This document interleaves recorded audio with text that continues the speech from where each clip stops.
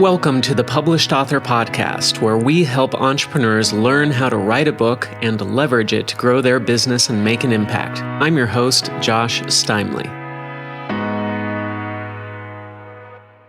Welcome to the Published Author Podcast, where we help entrepreneurs learn how to write a book and leverage it to grow their business and make an impact. I'm your host, Josh Steimle, and I'm here today with Kerry McDonald.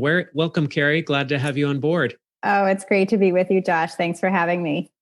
So Kerry has a master's degree in education policy from Harvard University. She's the author of Unschooled, Raising Curious, Well-Educated Children Outside the Conventional Classroom.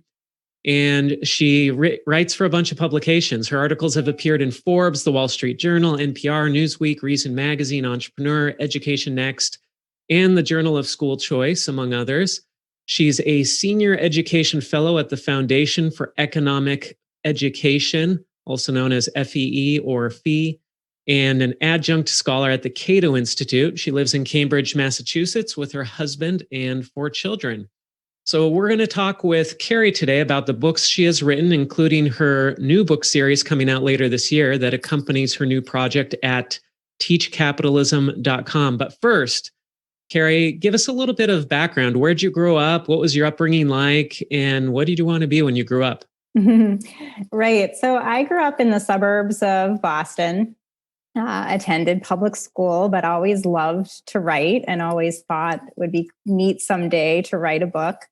Then I went to college. I was an economics major as an undergraduate, but I became increasingly interested in education policy. Got my first glimpse at alternative forms of education and homeschooling when I was in college, and had some opportunities to do some research on non-traditional forms of education, was able to shadow a homeschooling family at the time, and that sort of stuck in the back of my mind. And then I went to graduate school in education policy, became much more interested in education choice and expanding education options for more families.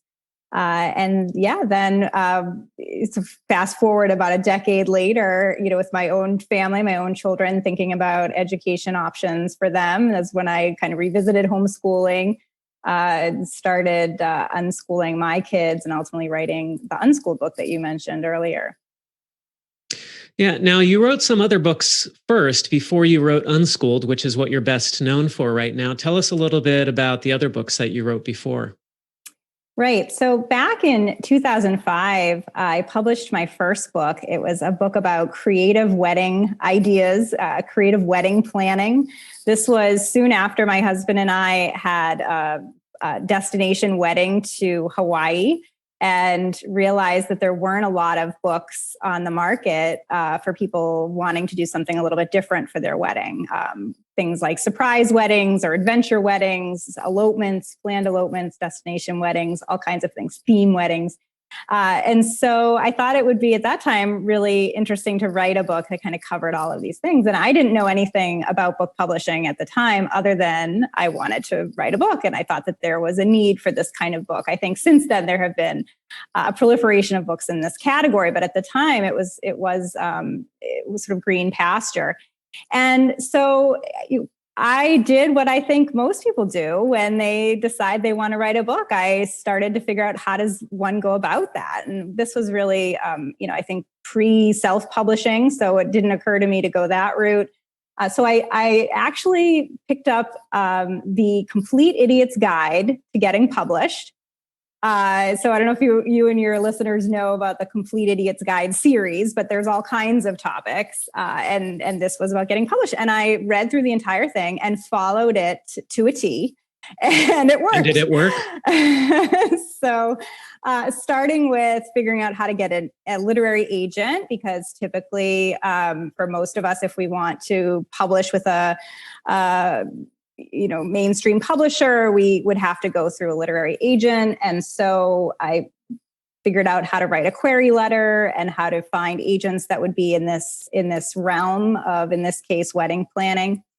Then I got a book contract with, so I found the agent, and then the agent then shopped around my proposal And I ended up getting a book deal with Career Press, New Page Books. And that book, Your Unique Wedding, came out in 2005. So that was my first foray into book publishing. Then I fast forward to about 2013, self-published a book called Choosing Home, which was an edited anthology of essays from moms who decided to stay home and be stay-at-home parents to their children and maybe hold off on going back into the workforce or forgo careers altogether. So that was interesting doing that just through Amazon. And then my book, Unschooled, I went with a different literary agent, but followed the same path of, again, writing that lengthy proposal and having that agent shop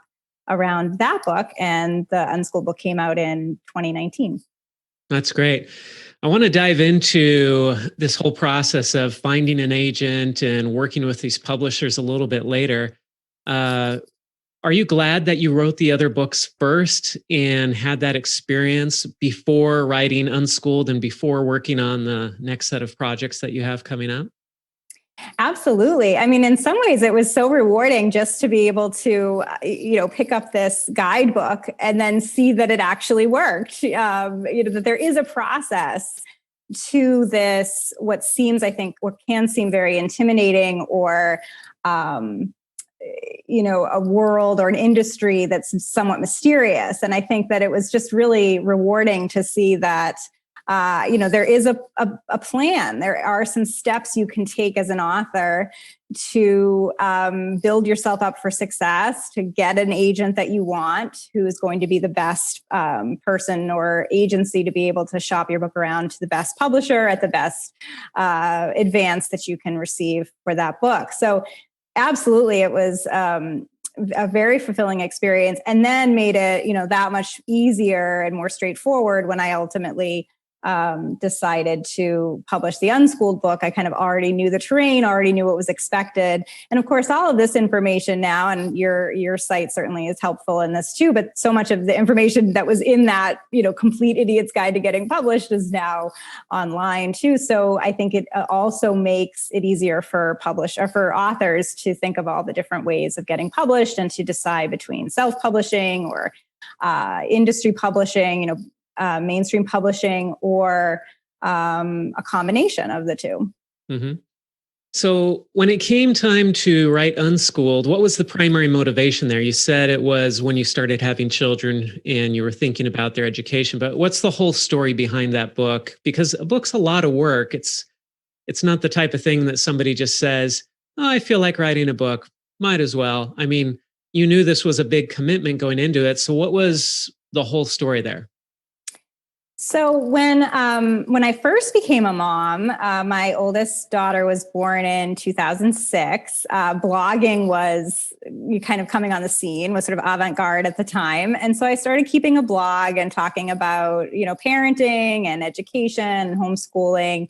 And then, as I had more children and got more in depth into homeschooling and the theory of unschooling and self-directed education, I think like any writer, you start to think, well, how, could I put these ideas into a book? What would be useful to other families, other parents thinking about education, and in this case, self-directed education for their kids?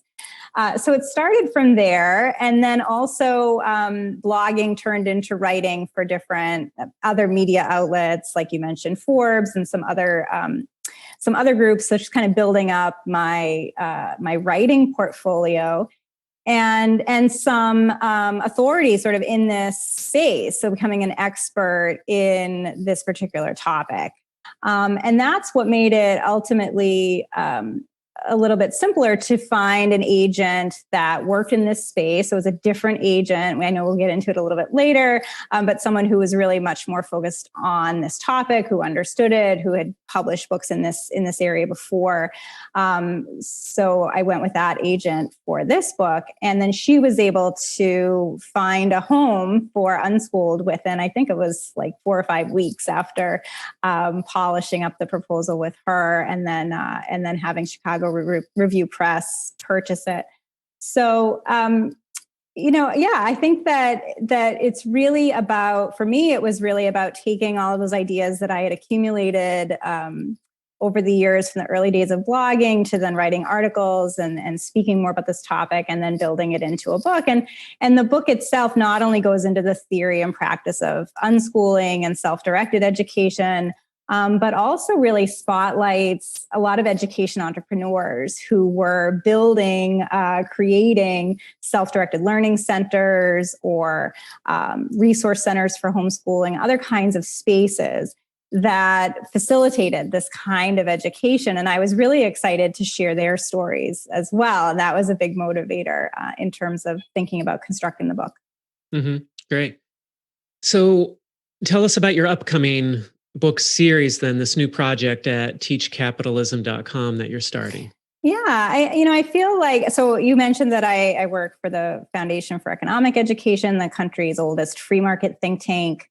I feel like there's a lot of need for more resources for young people, for kids in particular, that explain the principles of a free market, explain capitalism and how it has been the greatest generator of personal and economic freedom, progress, and prosperity that the world has ever known. And that we should be celebrating this and sharing this with our children at a time where I think capitalism is unfortunately so often maligned. And I think parents are looking for more of these tools, particularly parents of young children, that can help them to express some of these ideas and, maybe offer different viewpoints around economic progress and prosperity than their kids may be getting elsewhere, when they may be hearing that, capitalism is not the best approach and maybe socialism is better, right? And I felt like it was important to give parents more tools for sharing these important ideas about free market capitalism. Gotcha. Now, we're both friends with Connor Boyack, and of course, he has his Tuttle Twins series that's out there that teaches Absolutely. about capitalism and libertarianism within kind of this children's book series. Is it in any way comparable to that, or is it something completely different? Yeah, I mean, Tuttle Twins is like the gold standard, right? I just think that Connor's work is incredible. I know he has a new video series, television animated series coming out based on Tuttle Twins that was just written up recently in Newsweek. So he's just doing some incredible work. And I just think that there is more room for those kinds of tools. I have the book that will be coming out sooner rather than later is really like a children's picture book for even younger kids than even the Tuttle Twins series, which is focused more on older children. Kind of looking at where there might be some gaps, as well as helping parents figure out how to communicate these ideas a little more with their kids. How can parents have the language to explain these principles in a way that young children can understand. So I'm hoping to provide those kinds of parent resources as well.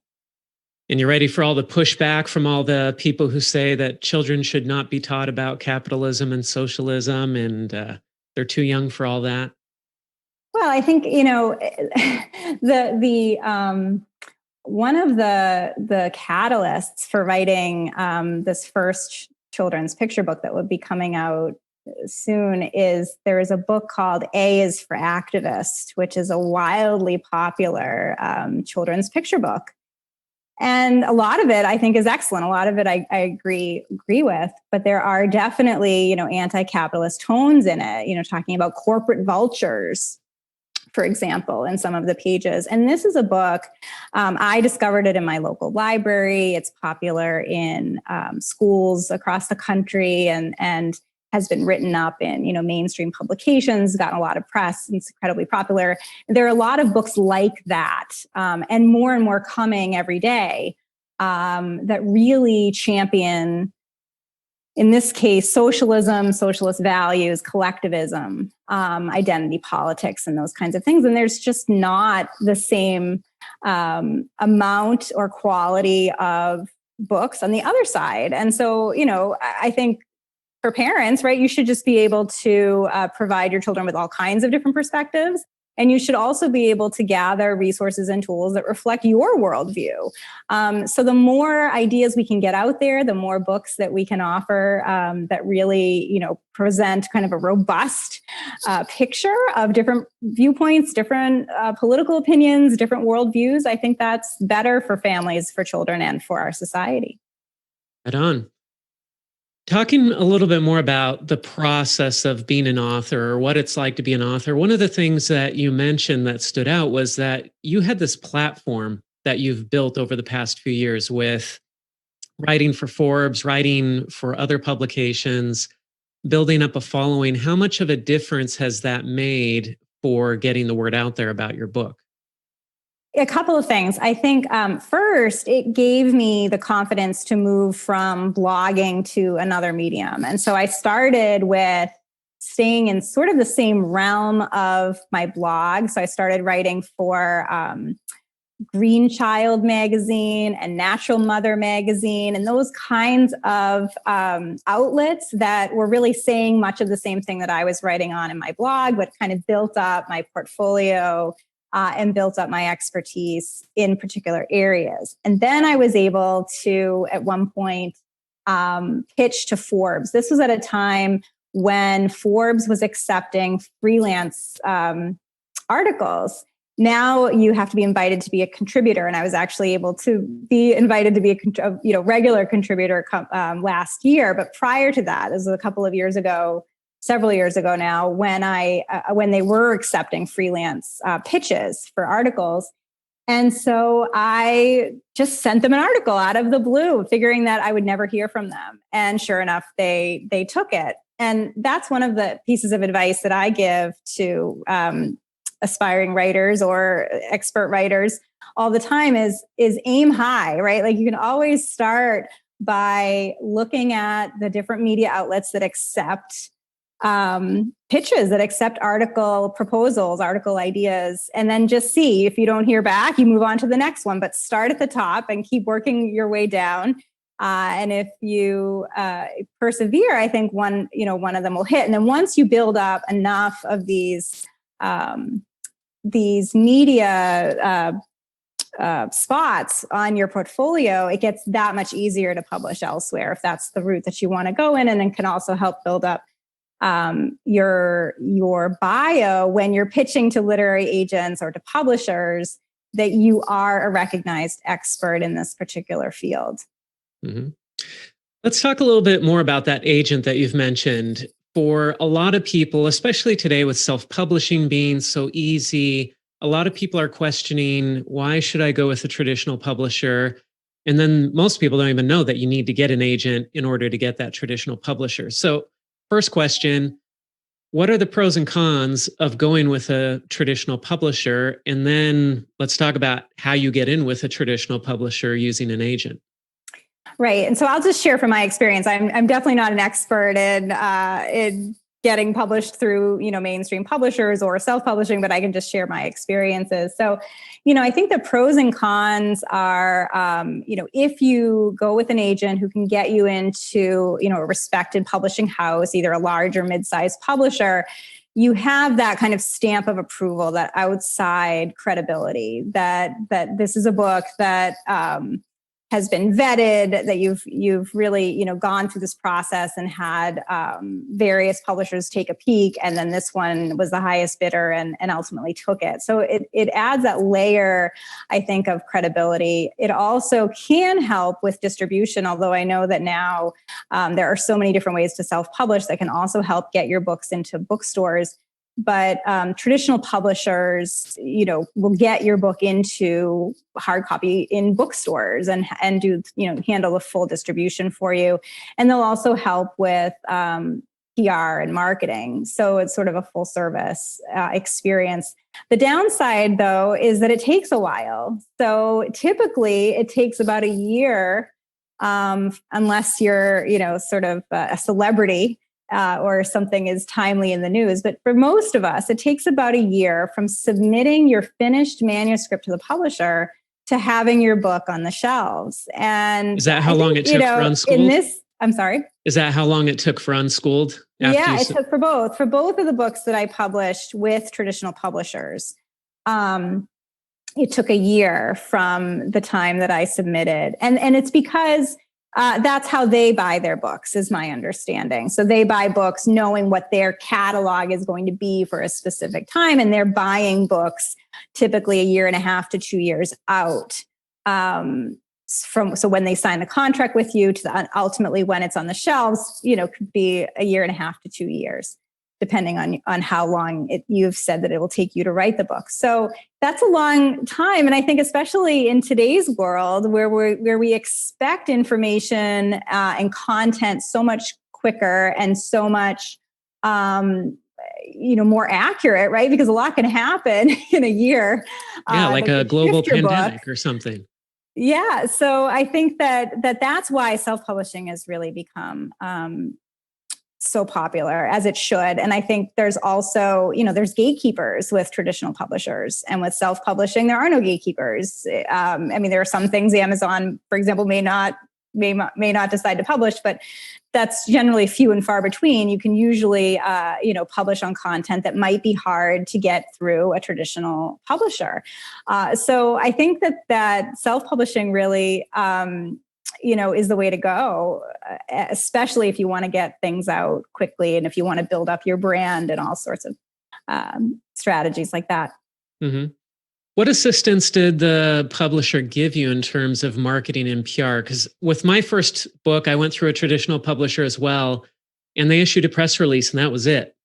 So I'm curious what your experience was working on the marketing angle with your publisher. Yeah. So the first book, and these were totally different books, obviously, a wedding planning book and then an education book, and different publishers. But the first book, the publisher worked with an outside PR firm. So I had that PR firm connecting me with radio spots and various opportunities to do. I had a television interview. I had article placements, mentions of the book in various periodicals. And so in that case, it was kind of outsourced with a PR firm. With Unschooled, there was more of what you're talking about, more of the press releases and sending to different media contacts that the publisher knew typically covered these kinds of books. But for the most part, with Unschooled, it was really much more my doing. Sort of the publisher, the PR and marketing really fell more on me and my contacts and the kind of reputation that I had built up. So I think, and again, these were mid-sized publishers, the two that I worked with. I think if you're working with a top traditional publishing house, it could be very different. You could get much more hand-holding there. Mm-hmm. Now, you kind of got lucky because, I don't want to say lucky when it comes to a global pandemic. Yes. But your book was kind of perfect timing in a sense because it came out, people are already interested in homeschooling. But then with this pandemic, everybody was forced into homeschooling. And suddenly you have millions of families who are saying, wait a second, I don't know how to do this. What am I doing here? And you have all these other families who are saying, yeah, we were thinking about this. Well, now we got to do it. And we're diving in. Did you see that impact book sales and engagement for your book? Absolutely. Yeah. So the book came out in May of 2019. So a whole year before the pandemic hit. And it did fine. It made up its advance. And then I got my first royalty check on top of it. So it was doing well. But like with most published books, you sort of think after about a year, it sort of, loses its luster, and maybe you'll get some more royalty checks if you're lucky, but you've sort of missed that initial push. Now, you're right. When the pandemic hit, all of a sudden homeschooling was front and center. And because I had kind of built up this brand around homeschooling and alternative education and the think tanks that I work with, I was able to get a lot of PR spots just from that. So I was on Fox News and I wrote, different articles. I was on ABC News out of California, Los Angeles.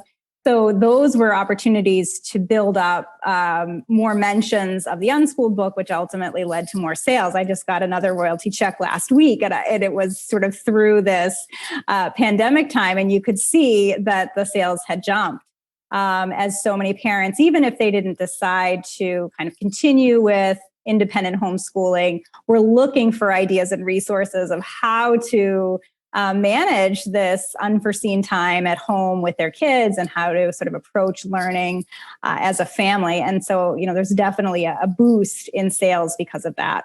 Yeah. Now, the average self-published book sells about 250 copies during its lifetime, and the average traditionally published book sells around 3,000 copies.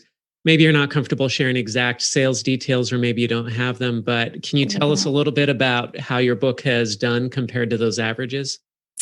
I'm sorry, what did you say for traditional? About 3,000.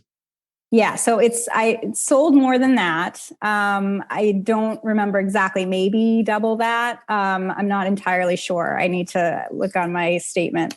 But it has done well. And I think, again, a lot of that came later than would typically be true. I think most sales of most traditionally published books would probably come within the first 6 months after the book comes out. And so it was lucky in this sense for me that this was still a timely topic and something that parents were really looking for. Yeah. And I've read it myself, Unschooled. It's right here. This, in my opinion, my wife and I, we also homeschool. This is the best introduction to not just homeschooling, but every form of education out there, because it's not just a homeschooling book. It's more about, here are all the different ways that you can educate your children. And now I recommend it to everybody because I think it's just a great introduction to unschooling, homeschooling, all those things. So with going back to the process of writing and working with your publisher and such, on each of these books, how has the process of writing your books changed? Are there major differences that you've implemented from one book to the other, or is there a common recipe that you've followed? So what was really lucky, and I think in some ways surprising with both of the books, was that there were very few edits from the publisher when I completed the manuscript. At least with the second book, the more recent book, I had dear friends of mine read through the manuscript and offer comments here and there. So I had some additional readers, but I was surprised at how intact the manuscripts really were. There weren't that many edits. There weren't that many edits. They go through the line editing process, the kind of copy editing process, and there are some, finishing touches there that the publisher will provide. But for the most part, the content really remained intact in both cases. So there were very few revisions. So anyway, it was good. I had expected many iterations, many rounds of edits. Particularly with the Unschooled book, I thought that there would be more editorial pushback in some of the things that I was saying, that they would want to change more. But they didn't. And that was really surprisingly good because it saved a lot of time and also retained really the format and the content that I was hoping for.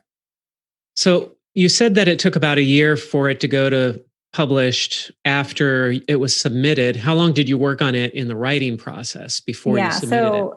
Right. So a proposal, and I think, again, your listeners probably know this, or you talked about this before, but proposal is like a business plan for your book. So it's typically has a marketing element. It has who you are, why you're meant to write this book. It has your competitors, what sets your book apart, what is the potential market, who is going to buy this, and what the size of your potential market is. It has kind of a well thought out introduction to the book for the agent and the publisher to read. And then it has one or two complete chapters. And so it ends up being, a 30 to 50 page proposal, for example. So that, takes a lot of time. But with nonfiction writing, of course, we don't have to write the full book when we're going for when we're going for a traditional publisher. We write this robust proposal and these polished sample chapters. And then we wait to get a book deal, and then we can write it because then we get the advance to write the book. So that makes it a little bit easier, I think, to approach the book. And so for Unschooled, I think I said you specify in the proposal how long it will take you to finish the manuscript, when you'll submit it. And so in there, I said it would take 6 months from the point of signing a contract with the publisher to when I would submit the finished manuscript to them. I ended up doing it in less time just because it was such a big project. I felt like I needed to put a lot of effort into it and get it done. And it took a lot of time away from my family. So the sooner that I could complete it, the better. And it was also, once I really got into writing it, and I think this would be true for your listeners as well, I think in some cases, because this was a topic that I was so familiar with, that I had been writing about for so long, that I, could cite sources off the top of my head because I knew the topic inside and out, made that process of writing it much quicker than I think even I expected it to go, because so much of it had been said, or I knew what I was going to say. Were you able to reuse or repurpose any content you had already written, like articles or anything, where you could kind of copy and paste it and then edit it a little bit, or did you write it pretty much from scratch? So for traditional publishers, it will say in your contract that that everything has to be original, you can't recycle. But certainly the concepts were the same of things that I had written before. So word for word, no, it was original to the book, but the topics and the subject areas and the resources that I included were all things that I had written about before. So one question, cover design. Working with traditional publishers, a lot of people assume that they're going to have control over the cover and what the book looks like. How did that go for you? Yeah, so working with traditional publishers, you generally, the title of the book might change, and certainly the cover will not be something you typically would create. So in both books, I really liked the titles that they came up with. For my most recent one, the Unschooled book, I think I had given them sort of a series of maybe 15 or 20, possibilities for what it would be called. And this was in line with what they ultimately picked. They sort of picked and chose from my list and came up with that book. In terms of the cover design, yeah, they work with their own graphic designers to create the cover. And I was really happy, particularly with the Unschooled book's cover. Cool. Now, you did not release this book in hardcover. Was there any particular reason for that, or why the publisher didn't want to do hardcover? No, in both books, the publishers generally do trade paperbacks for this kind of book. So a hardcover wouldn't have even been, something they would have considered. Mm-hmm. Whereas with a business genre type book, it is kind of expected, but... Yep. But you did release an audiobook version, which I'm glad of because I'm a huge fan of audiobooks. Was that standard practice with your publisher, or was that something that you pushed for? It was standard practice, at least for the Unschooled book. The wedding book, I don't even think audiobooks were that much of a thing. I mean, there were the CDs, I suppose. Yeah, back then it was CDs or maybe even still tapes. But yeah, so it wasn't with the 2005 book, but certainly with the Unschooled book, the publisher, at least in my experience, the publisher, once they had purchased my book, then shopped it around to various audiobook producers, who then bought the rights to the audiobooks from it. So the audiobook sales have been really, really good. I think, I listen to audiobooks all the time. I feel like I can get through many more books that way. So because that was really separate, even from my involvement, I really had very little to do with the audio portion. But it can help to boost sales. It helps to recover your advance much quicker because they're selling the book to the audio book producer. So I think it's a win-win really for authors, for publishers, and for the audiobook producers. Mm-hmm. So what do you consider a success for Unschooled? Is it another sale? Is it someone sending you an email and telling you that they like it? Is it getting a speaking engagement? What makes you say it was all worth it? Yeah, I think as with writing articles or, just expanding kind of your writing horizons to different outlets, it helps to build up your credibility. It helps to build up your bio, so that now when I'm introduced in various podcast interviews or other kinds of interviews, it says I'm the author of this book. If in that way, it's really been helpful in expanding, like you said, presenter opportunities, other writing opportunities, being seen as a go-to expert on a particular topic, particularly at a time like this when homeschooling is so top of mind. So having various media outlets reach out to me for commenting, it really just solidifies that kind of credibility. Mm-hmm. Now, if you could go back and do anything differently with Unschooled, what would it be? Are there any lessons learned? Yeah, I think what I would have done would have been to switch to a new agent sooner. So I was working with the previous agency that had been bought and sold actually since I had worked with them back in 2005. And I just felt like I should probably stick with them, but they weren't really publishing the kinds of books that Unschooled was. And I was just a little bit afraid to take the leap and thinking about getting a new agent, right? Because I was like, well, what if I don't get a new agent? What if? And sure enough, once I made that decision to actually start researching agents who were publishing books like mine, like my Unschooled book, who had a successful track record in that particular genre of books. Once I did that and started reaching out to literary agents there, that process went really quickly. I was able to quickly get an agent, and then she was able to really quickly publish the book. So I would say that probably would have been my best advice is, don't hesitate if you feel like another agent might be a better fit for your particular book to shop around and try to find another agent.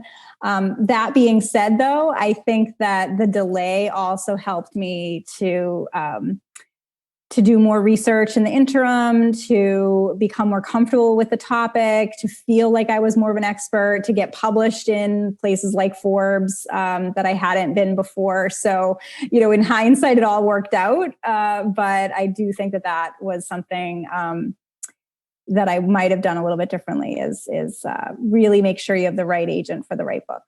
Mm-hmm. So tell us about the new project, teachcapitalism.com. Tell us the inspiration for this. What's the story here? What are you planning on doing with this? I mean, you've told us a little bit about it, but let's go into some more depth on it.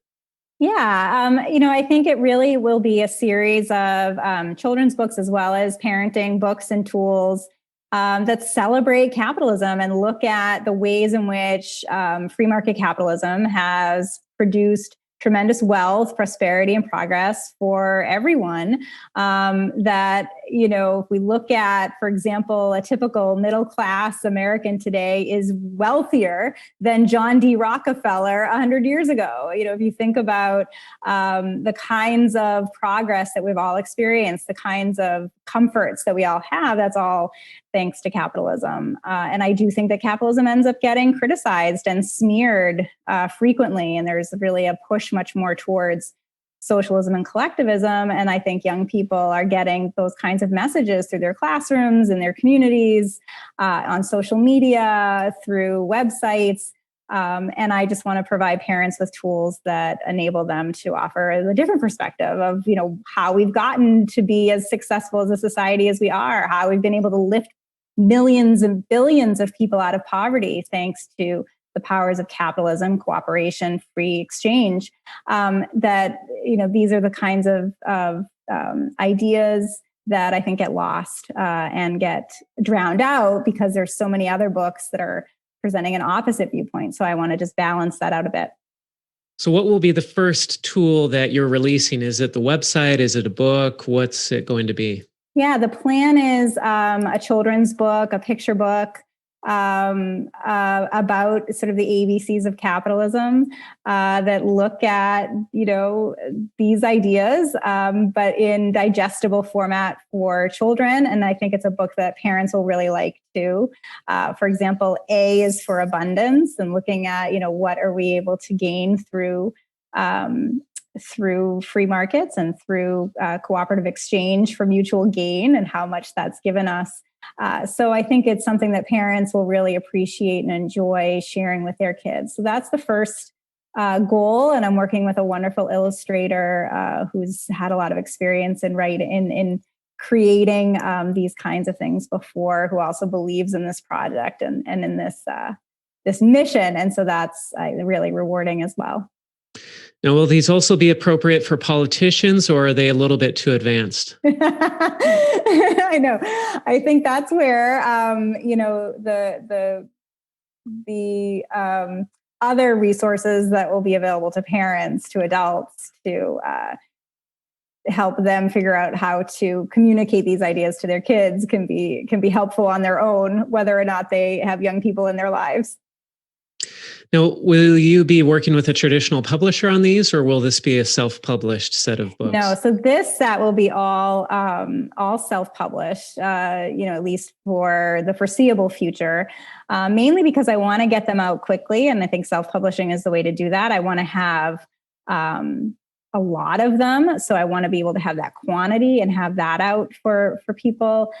So I think self-publishing in this case is the right way to go and build up that particular website and that approach. So are you going to be working through Amazon KDP or Ingram Spark, or how are you handling the actual production of the book? Yeah, for these, it will be through Amazon. For the kind of future series, I'm not exactly sure yet if we might switch gears a little bit, but initially it will be through Amazon. And are you going to produce all of this content? Are you going to bring other people in to also be authors and create content along with you? What's the big vision here? Well, it'd be great to create jobs, right? I mean, that's sort of the intent of capitalism is to build more opportunities for more people and hopefully hire more people on. But in the kind of startup phase, it will be me producing all the content. Again, working with this wonderful illustrator, at least initially. Mm-hmm. Great. Well, what tips do you have for people who are just getting started as authors, who might be listening to this? They might be in the same genre that you're in. Maybe they're passionate about education. They care about homeschooling, or they care about families. And they're trying to figure out, where do I go with my idea? Where do I get started? Knowing what you know now and knowing how the industry works today, what would you recommend for somebody just getting started as a first-time author? Yeah, I'll have kind of two answers to that, because I one of the things I love doing is talking to young writers, writers who are still in college or recently out of college or in their early 20s, looking to get into a career in writing, in journalism, or becoming a book author, all kinds of different possibilities. So I love, sharing this advice. And my primary advice is to get published as early as and often as you can. And so start looking around for these different media outlets that will take unsolicited articles. And you might be surprised at just how lucky you could get in terms of getting something placed. You can look at local your local or regional media outlets. For example, I've had success in the local NPR station in Massachusetts of getting published there. So you can look at kind of local or regional media outlets, as well as aim big too. You have nothing to lose by pitching, for example, to USA Today, that last time I checked, accepts unsolicited articles. The New York Times, The Atlantic, they all take unsolicited. There's an email address that you can send unsolicited articles to. And the worst thing is you don't hear back from them. You give it a few days and then you go on to the next one. And so I think it's, definitely try to get published wherever you can to build up your brand and build up your area of expertise. And don't be afraid to aim high and then kind of work your way down if you need to, but you might be surprised that you don't need to. And then a related note, which I think is really unfortunate, but also something that, I think there can be a kind of a teaching moment as well. As I was talking with one aspiring writer this summer, who was asking these same questions that you've been asking, how do I get into this? I really love writing. How do I do it? And I was giving these same kinds of answers of, try to find local or regional outlets that would take unsolicited articles and so on. And in her case, here she was, a college student, loved writing, wanted a career as a writer, as a freelancer, and was living through being a college student during a pandemic. And so she had been sent home from school, from college in the spring. And I said, oh my gosh, you have all this incredible knowledge and experience. And like, it just seemed like so many, media outlets would love to hear a story like this. And she was a great writer. So I said, just write up your story of what it's like to be a college student sent home, disconnected from your college and your peers and this incredible time. Like that's a perfect way of starting the process of shopping around what I thought would be a really great article. And then she said something that really, kind of struck me. She said, well, I just feel like, I'm this kind of privileged middle-class white person, I shouldn't share my story. There's nothing to see here. And I thought, at first, it hadn't even occurred to me that would even be, something that would stop you from sharing your experience and trying to get something published if this is your dream.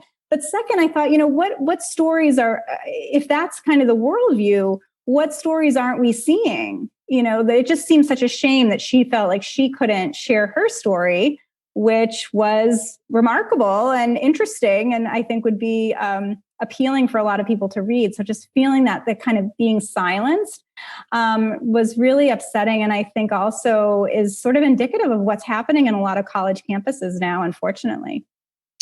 That is a shame, because it's not as though writing a book or sharing your story is a zero-sum game. If you share your story, it doesn't crowd out somebody else's story, and the more stories we have out there, the better. Exactly, especially at this time with so many different media outlets hungry for content every day, for fresh content and fresh perspectives. You're absolutely right. There was nothing that her sharing her story isn't going to prevent someone else from sharing their story. And it might just do the opposite, right? It might just prompt some other college student to share his or her perspective on the same experience. So that's where I think being a writer, being an author is hard enough. That if you end up putting up your own roadblocks, that just makes it that much harder. And so, kind of push forward and get published where you can. Don't be afraid to share your stories and speak about what you know and are passionate about. Now, you sound like you like to write. Is that an accurate assessment? I do. I really do like to write. And I think a lot of your listeners probably find this too, that the more you write, the better you get, obviously, but the faster you get and the more enjoyable it becomes, because I think it gets easier the more you do it. It becomes sort of a pattern in your life. Do you think being an author is something that you're kind of born to, or that you're trained on or develops? What's your perspective? Oh, I think it's probably a little bit of both. I mean, in my case, it was something I always loved to do since I was a really young child. I always loved to write. So I think there was definitely something there that led me in that path. But that's not to say that it's something that you'd have to be kind of fostering since you were a child. I think there's a lot of people who come to writing, and particularly writing books, later in life, often because of a passion they have or some experiences that they've gained or some knowledge that they want to share. So I think it's a combination, really. How do you feel about the other side of being a writer, which is reading? You must have done a lot of reading growing up as well. That's right. Well, so that's interesting too, because I always, really loved to write, and I did love to read really until I remember sometime in middle of elementary school, really in some ways losing that love of reading because of the way that, reading became a chore. And this is something I talk about a lot in the Unschooled book. It becomes, where you're assigned different books that may or may not be interesting to you. And the way that you're expected to approach reading is halting. It's not the way we would typically sit down with a book. So you might remember, don't read ahead, or, read for 20 minutes and your timer will go off. And this is, I think, accelerated even since I was a kid. I mean, I remember seeing these bookmarks that have timers on them now that a lot of kids use because they're expected to read, 15 or 20 minutes every night. And then as soon as the timer goes off, they put it down. To me, that's a surefire way of getting kids not to like reading. So, certainly I plowed through and did what I had to do during, K to 12, during grade school and high school. But it really wasn't until college when I was able to kind of rediscover self-directed learning and its love of learning and reading, because I was able to, read books that mattered to me and topics that were interesting to me.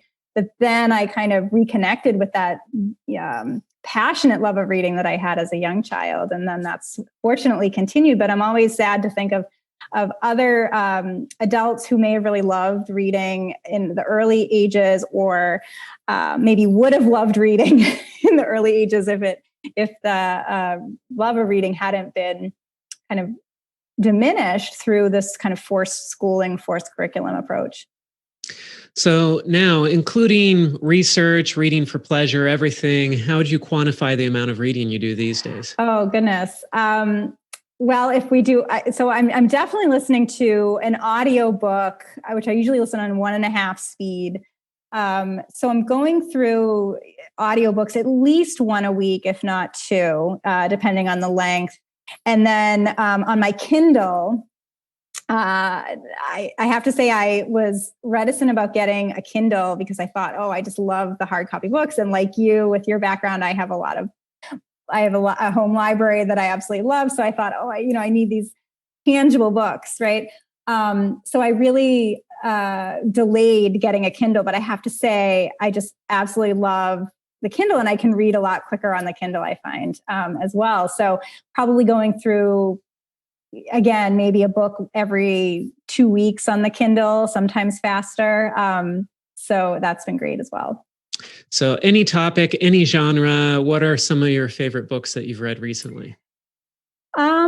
Well, for example, right now I'm reading Marginal Revolutionaries, which is about the history of the Austrian School of Economics, which, really focuses a lot on kind of the fundamentals of free market capitalism. So that's been exciting, something that I had been familiar with, in terms of the individual players, like F.A. Hayek, the Nobel Prize-winning economist, and Ludwig von Mises, his mentor, Milton Friedman, that sort of thing. But now to have this sort of historical perspective of the origins of the Austrian school has been really interesting. So yeah, I try to read a lot of economics, a lot of kind of political science, history. Yeah, that's where my interest has been lately. Okay, so I got to ask this question. You studied economics as an undergrad, but you went to two historically very progressive, liberal, left-leaning universities, and yet you ended up with this basis in libertarian economics and the Austrian school and everything. Where did that transition happen? Yeah, it really happened at Harvard. So I was, very apolitical. I mean, I never really thought anything of politics growing up. My family wasn't particularly politically active, so I had no sense of kind of a political worldview at the time. And then went to college, fell in love with economics. I had never taken an economics course before, never knew anything about it. And I was just completely captivated and had to major in it and learn as much as I could. I was just completely blown away by this perspective of the world, which I think was sort of certainly the foundation for my ultimate libertarianism. I mean, just looking at just things like reading the Wall Street Journal every day because it was relevant to some of the things that we were learning in economics. It starts to make you have a different perspective on the world and on the choices that people make and the choices that they're not able to make. And that was actually why I got interested in education, because I felt like there was this sort of government monopoly in education in a lot of ways that prevented choice and freedom for families. But so then I went to Harvard, and I remember that in one of my classes, we were talking about some public policy anecdote or scenario. And the instructor had us break into small groups to discuss this scenario and then come up with our policy recommendations. And so we had, maybe 25 minutes, let's say, for our small group discussion with maybe 5 or 6 of us in this group.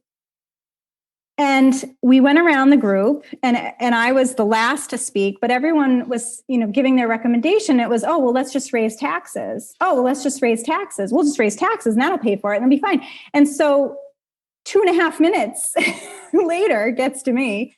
And everyone was kind of unanimous that we should just raise taxes and that would be the appropriate policy recommendation. And then I said, well, I don't want to raise taxes. I don't think that's the right approach. Let's think about cutting spending. Let's think about other ways of approaching this particular policy problem. And it was as if I said the world was flat. It was like, well, how could we not raise taxes? It's clearly the approach. And so that's really, I think, what started maybe bridging my kind of economics background with then this kind of political worldview or policy worldview. And then I said, where do I fit in the scheme of things? And that was when I discovered, free market capitalism and libertarianism. Wonderful. Well, Kerry, thanks so much for being here with us. We'll link to your profiles, social media, websites, everything in the show notes. Any last words? Any parting thoughts? Oh, no, I'm so thrilled that you're doing this project. I think this is going to be such a wonderful resource for writers and aspiring authors and experienced authors. There's so much that we can learn, not only from each other, but from your background and your successes as well. Great. Well, thank you so much for being with us here today. Kerry McDonald, author of Unschooled and other books, and an exciting project coming up at teachcapitalism.com. Thank you so much, Kerry. Oh, thanks again, Josh. If you enjoyed this episode, don't forget to subscribe. And if you want to spread the word, please give us a 5-star rating review and tell your friends to subscribe too. We're available on Apple Podcasts, Spotify, and everywhere else you listen to podcasts. And if you're an entrepreneur interested in writing and publishing a nonfiction book to grow your business and make an impact, visit publishedauthor.com for show notes for this podcast and other free resources.